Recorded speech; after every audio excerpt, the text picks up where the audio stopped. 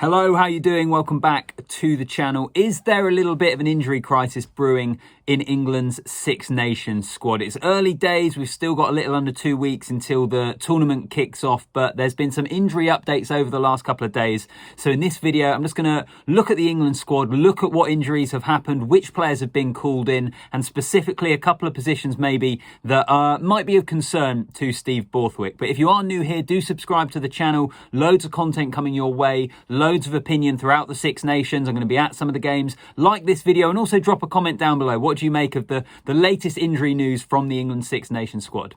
All right, let's get into it.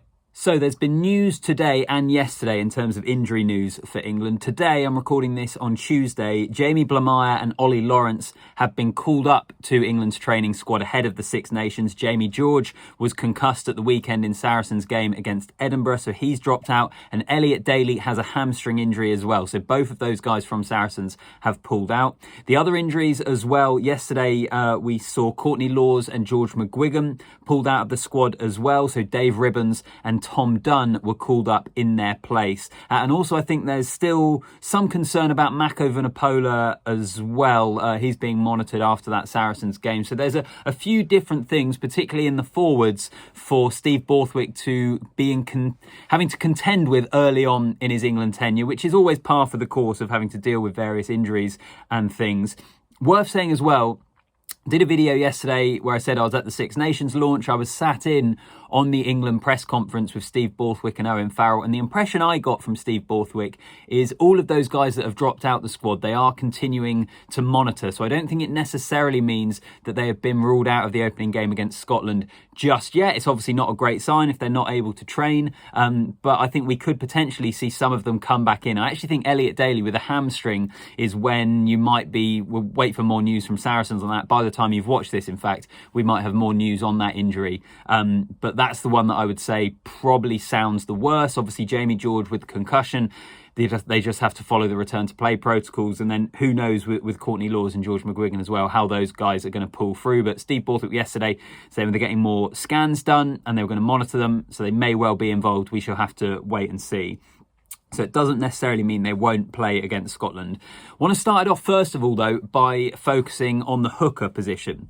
So if you think about it already, I think this is the main area, probably, maybe tight head prop as well for England, but the main area of a little bit of concern for Steve Borthwick at this moment in time. Luke Cowan-Dickie was injured. He was never part of the squad. Jamie George now is going through the return to play protocol. As I say, I think in theory, if it was a 12-day layoff, then he would become available in time for the Scotland game, but he would have, what would it be, Wednesday or Thursday of next week that he'd be available. So how much training is he going to have done? Whether he'll be able to come back in time is something that will be very, very interesting. And then also we've seen George McGuigan pull out of the squad as well, as I've already mentioned. So at the moment, in terms of the hookers in Steve Borthwick's squad, Jamie Blamire, Jack Walker and Tom Dunn. And as good as all those guys are, particularly at a Premiership level, if you're looking at international experience, I think Tom Dunn's got a handful of caps. I think it's 3. Jamie Blamire's got 6. Jack Walker is uncapped. In that hooker position, which is so important in terms of set piece and getting England's set piece right, which Steve Borthwick has spoken about. I think the first press conference Steve Borthwick did, he spoke about having to get England's scrum right. The hooker in there, I know the props are important as well, but the hooker, the line out as well in terms of England's set piece, I think it would be interesting to see which direction Steve Borthwick went in if those were to be his 3 options. Presumably Jack Walker, if he was in the squad to start with, or do you go for either Tom Dunn or Jamie Blamire in terms of people who have at least played at an international level? Would you put Jack Walker in for his international debut against Scotland at Twickenham, opening game of the Six Nations with the Calcutta Cup on the line? We'll wait and see. I think I'll be excited to see all 3 of those players play hooker for England. I'm not doubting their quality. I just think perhaps with the context of the game, you'd really like to have one of Luke Cowan-Dickie or Jamie George available. Maybe Jamie George will be available. We'll just have to wait and see and monitor that one. Also, some of the other names that have been called up, it's really interesting, I think, that Dave Ribbons and Ollie Lawrence have been called up. Ollie Lawrence in place of Elliot Daly, and Dave Ribbons in place of Courtney Lawes, because it kind of gives an insight into where Steve Borthwick sees those players playing. Courtney Lawes, for a long time now for England, has been seen as a 6. And I think he's even said himself that he is now a back rower. He's not a second rower, even though that's where he came through when he first started playing for England and for Northampton.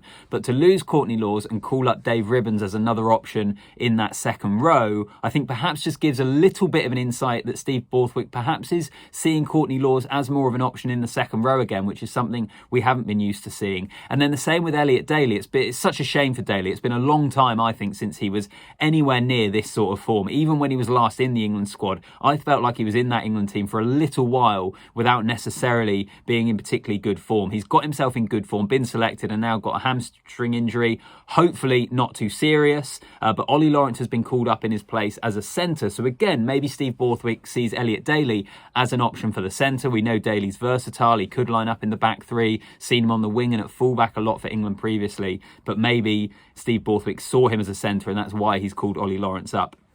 Could be coincident. It could be the next kind of best player off the rank, if you like. But I'm pleased for Ollie Lawrence. I think he's been superb for Bath. He's always been someone very highly regarded during his time at Worcester. Someone that a lot of people wanted to see in the England setup a lot sooner under Eddie Jones. Was called up, wasn't really there, got kind of cast aside. So to see him back, I'm really, really pleased. The question for me with Lawrence is he going to get any game time, even coming into the squad at this point? Slade, Tuolangi, Dan Kelly, Joe Marchant could play outside centre, could play on the wing. Is Ollie Lawrence going to force his way in there? I think he might do. I think he's good enough to, but given the fact he wasn't part of the original squad, I guess it's going to depend at this point to what he's like in training, and also probably depend on what England do at fly half. If Owen Farrell's fly half, maybe that frees up somewhere in the centre for Ollie Lawrence to come in. If it is Marcus Smith and Owen Farrell at 10 and 12, is there going to be the option or the opportunity for Lawrence to force his way in at 13? I'm just not sure at this stage, but I'm really, really pleased he's part of the squad.